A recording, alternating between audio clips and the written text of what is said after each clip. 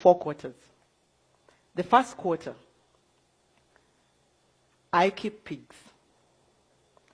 And I play with the pig dung, with the 30 sows I have, to produce food for chickens and fish. This is what I do. In the morning when I pick the pig dung from the piggery house, I leave it out in the open for 6 to 8 hours. And in so doing, flies come along and they lay eggs on it. I then cover it for 4 to 5 days, and when I open it, I get nice, juicy maggots. These I feed my chickens. And then, after I've picked the maggots out of the pig dung, I still introduce earthworms. And when I do, the earthworms multiply. As they're multiplying, they eat on the pig dung and they produce soil. This soil I use to grow vegetables. And sometimes I sell to the people in the city as for their potted plants. And as the earthworms multiply, they excrete. When they excrete, I use their excreta as a pesticide and a fertilizer for my garden. Pig dung is gold to me because I save 80% of my cost of production by feeding the chickens and the fish, which I wouldn't have done if I was using commercial feed. The second quarter, I keep cattle. While almost everyone in Uganda uses firewood and charcoal to cook, I use dung for the cows. I introduce it in an anaerobic digester. This is an airtight tank that uses microorganisms to degrade the cow dung. And in the process, it produces biogas that I use to cook. I don't have soot, while the rest of the people who use charcoal and firewood do. And in the process, I save on what would have happened if we cut down trees to make charcoal and biogas. Because when we do that, we bring climate change issues. The slurry that comes out of the biogas, I use this as manure for my farm. In this third quarter, I grow matoke or plantain. This is my staple food. And just like maize is the staple for South Africa, wheat for the US, and rice for the Asians. So, where I have my farm, everyone believes that nothing can ever grow there because the soils are red. And I don't blame them because while in school, we were taught that fertile soils are black. These were the loam soils.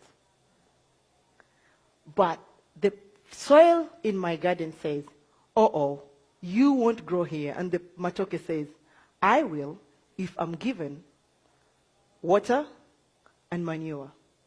This I do by collecting all the urine from the pigs, all the urine from the cows, and the slurry. If I'm not mistaken, I'm the best matoke farmer in my country. Because in a quarter an acre, I get 30 bunches from this. And on average, I sell each bunch at $10. The fourth quarter, I keep fish.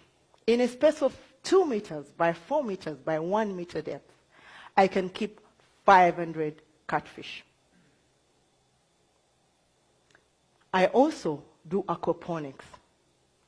This is where water that comes from the fish goes through the plants, and as it goes through the plants filter it because they take the ammonia, the nitrates that were produced with the fish dung. So when it goes through the water and back, when it goes through the plants and back to the water or to the fish, it is clean, oxygenated water for my tilapia. Tilapia needs oxygen. In a space of 8 meters by 15 meters, I grow tomatoes, and I can have 4,800 kilos in 6 months, which amounts to about 2,700 US dollars. I also do hydroponics. This is soilless farming, where cereals like barley are used. They're sprouted and using germination, conditions of germination, that is air, water, and warmth. And when I do that, in 6 days, I produce food for my animals. In a space of 20 feet by 6 feet, that's just about a container, I can grow fodder for 4 kilograms of fodder for either 100 pigs or 25 cows, or 1,500 chicken. And if my pigs eat this, they enjoy, I produce good quality pork. If my chickens eat this, I have yellow yolk eggs, which I sell expensively because they're organic. And if the cattle eat this, I'll have milk without having to struggle to cut down trees or moving around looking for grass.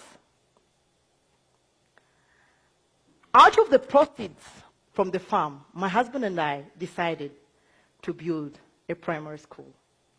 This school teaches sons and daughters of African farmers the 3 things Africans are failed to teach their children: time management, value of money, and the culture of saving, by teaching them modern methods of agriculture. And it's amazing what these young children, their minds can grasp. I'll give you an example.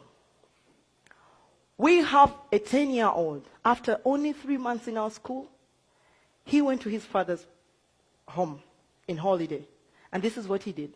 He overturned the compound, got tires from the garage, broken wheelbarrows, sacks, and made a vegetable garden. They enjoy this at home, and they sell some to the rest of the neighbors. Whenever you lack, you think. Now, when we built the school, we didn't have enough money to build a soak pit. So we were worried, but we needed to start. And the first day of the school, this is what happened. A lot of water gushed out of the showers. And we're like, wow, this is too much. But we use this as an opportunity. It is what we use in our garden, and the rest, so we can be able to produce very big fruits.